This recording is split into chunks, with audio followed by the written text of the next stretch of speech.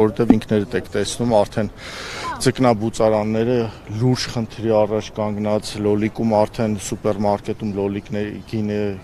օրեր են լինում իջնում են մինչև 90 դրամ, դա նշանակում է, որ առնվազն 70 դրամով է սուպերմարկետը վերցնում, իսկ այդ ինքնարժեքի մեջ չի կարող տնտեսվարողը ուղղակի վնասող դուրս չգալ։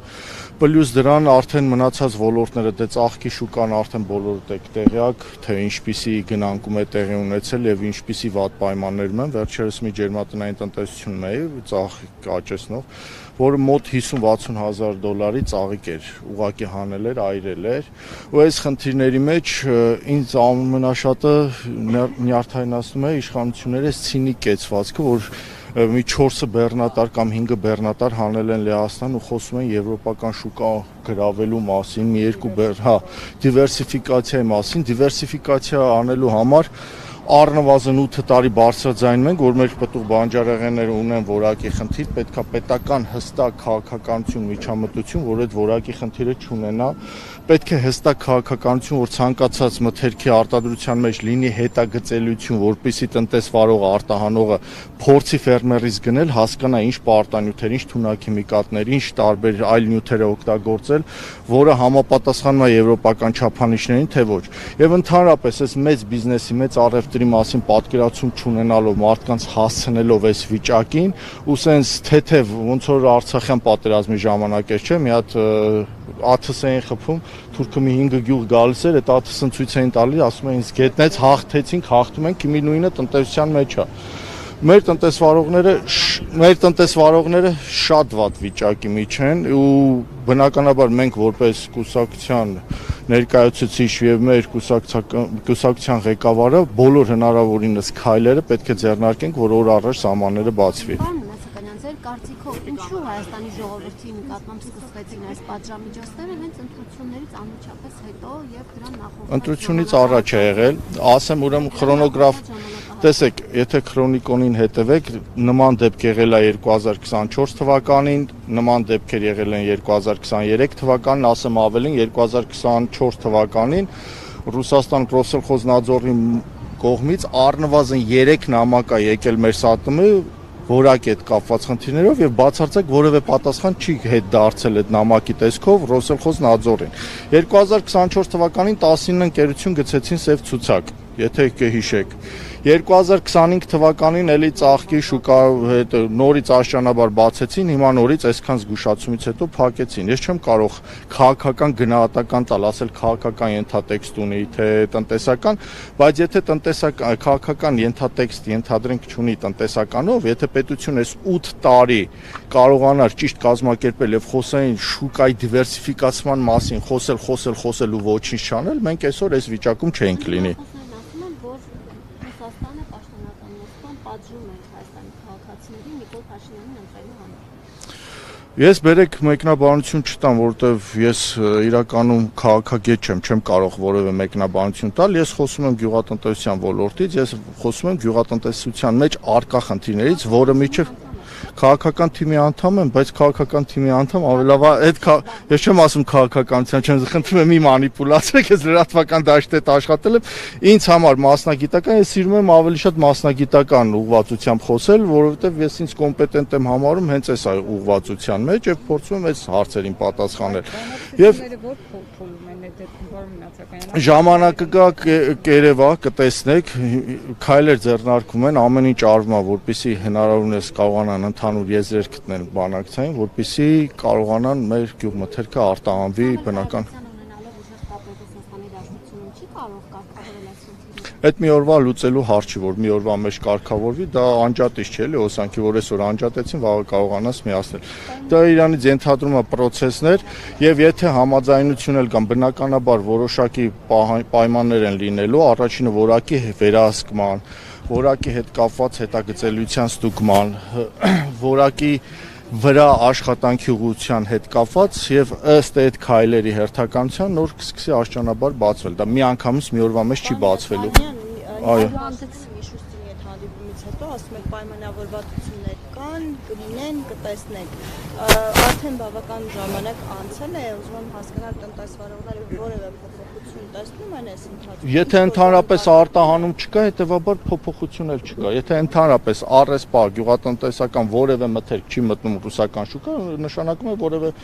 պայմանավորվածության արդյունք չկա ներկա պահին ու այս վիճակն է։ Սամվել Կարապետյանին պատկանող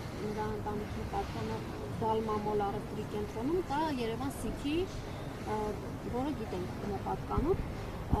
Օրինակ դուք չեք դիտարկում որպես քաղաքական թիմի անդամ, որ Երևան City-ից դուրս բերվեն պտուղ բանջարեղենը եւ շարքային գյուղացու մթերքը բերվի այնտեղ վաճառքի։ Իսկ կներեք հազար ներողություն Երևան City-ում, թե Զովքում, թե մնացած սուպերմարկետներում գյուղմթերքում է։ Ոնց հայկական չի, ինչ հայկական չի։ Բանանը կարող է հայկական չլինի, բանանը Հայաստանում չի աճում։ Խաղողը այս պայն բերքը դեռ չեն հավաքել, խաղողը չի հասել եւ City-ում կարող է լինել նաեւ խաղող։ Պլյուս Դալմամոլում տնտեսվարողը իդեմս Երևան City-ների վարձակալության վերցել է տարածքը եւ ինքը գործունեություն է ծավալում եւ վարձակալը ոնց որ դուք մի ինչ-որ տուն վարձեք, ձեր տան մեջ ապրեք եւ տանտերը գա ձեզ տիպի, ասի գիտեք ինչ կա, դուք այս տան մեջ սա պետք է չանեք, նա պետք է անեք։ Դե Նիկոլ Փաշինյանը անում է, դա անոմալ երևույթ է, դա կոնկրետ մարդու մասնավոր սեփականության դեմ ոտնձգություն է, ինչը շատ վատ հետևանքների է բերելու Հայաստանի թե տնտեսության մեջ, թե քաղաքականության մեջ։ Նման բան ամենամեծ խնդիրներից մեկը հենց արդեն մարդու սեփականության իրավունքի դեմ ոտնձգությունն է։ Ու սա անհետևանք չի մնալու։ Իշխանական ցանկացած կամայականություն քաղաքական դաշտում անհետևանք չի մնալու։ Երեք ձկնաբույսները հայտարարում էին, որ 25-30 տարի պահանջվեց մինչև ռուսական շուկայում իրենք կարողացան ճանաչելիություն ունենան եւ եվրոպական միությունը արտահանելու համար նաեւ մարքեթինգային քայլեր է պետք։ Ինչքան ժամանակ սրանում կպահանջվի, որ այս տնտեսվարողների հարցը լուծվի եւ ձեր քաղաքական ուժը ինչպես կարող է աջակցել այս դեպքում ձկնաբույսներին։ Տեսեք, Եվրոպական միության հետ կապված մի քանի գործոններ կա, որ չգիտեմ ինչի, տեսեք, Պապոյան Գևորգի հետ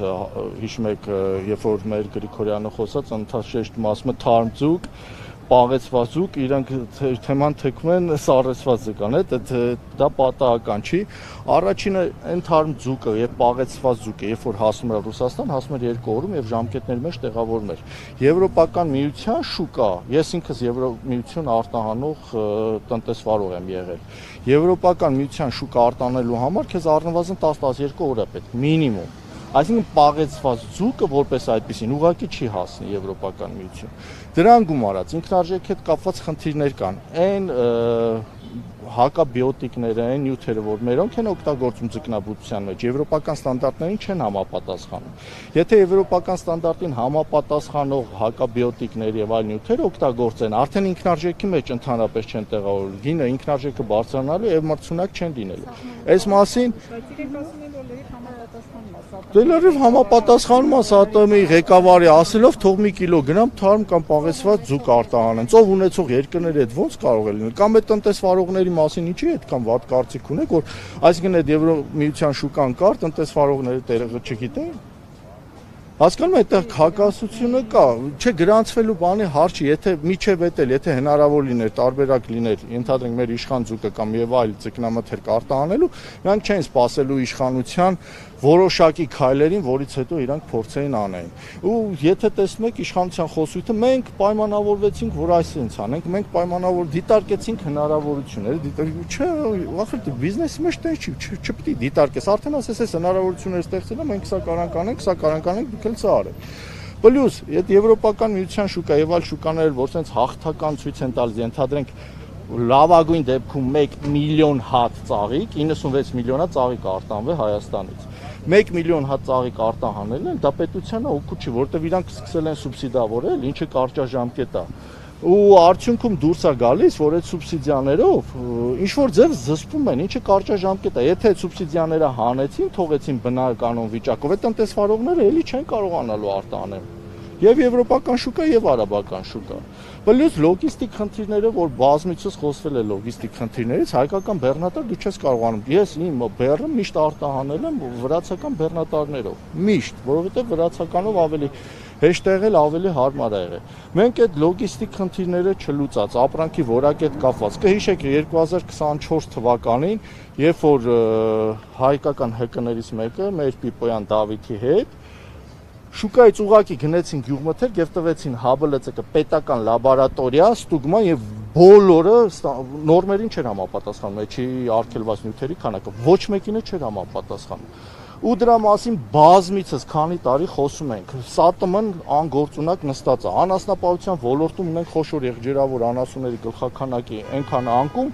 որ այսօր արդեն տավարի մսի գինը դարձել է նվազագույնը, ոսկորոտ միսը 4200։ Ու մենք այդ մասին խոսել ենք փետրվարին, ես եմ հայտարարություն արել, այն 3400 դրամի ժամանակ ասեց, հեսա սկսելու է գինը թանկանալ։ Բոլորը հիշում եք, բոլորը տարածեցին։ Այս ամեն ինչը, որ մենք տեսնում ենք եւ տեսնում ենք մեծ մակարդակով, ինչա տեղի ունենում ու խոսում ենք բարձրաձայն մենք, շատ ժամանակ չի անցնում։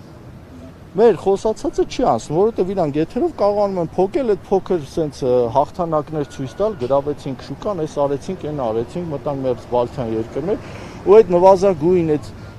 ծիծաղելի փոքր քանակները խոսում են 5 մեքենա 100 տոննա հանեցինք Լիաստան։ Ծիրանի արտահանման մեջ, ընդհանրապես պտուղ բանջարեղենի արտահանման մեջ մի տնտեսվարողը կարող է 5 մեքենա նույնիսկ փչացնի թափի, որ դա խնդիր չի ծագում, էլի, իսկ այսօր 5 մեքենա արտահանել ինչ-որ մի հատ լիհական խանութների ցանց ցույց են տալիս մեծ ձեռքբերում, հենց էսա խնդիրը։ Շնորհակալություն։ Ես էլ եմ շնորհակալ։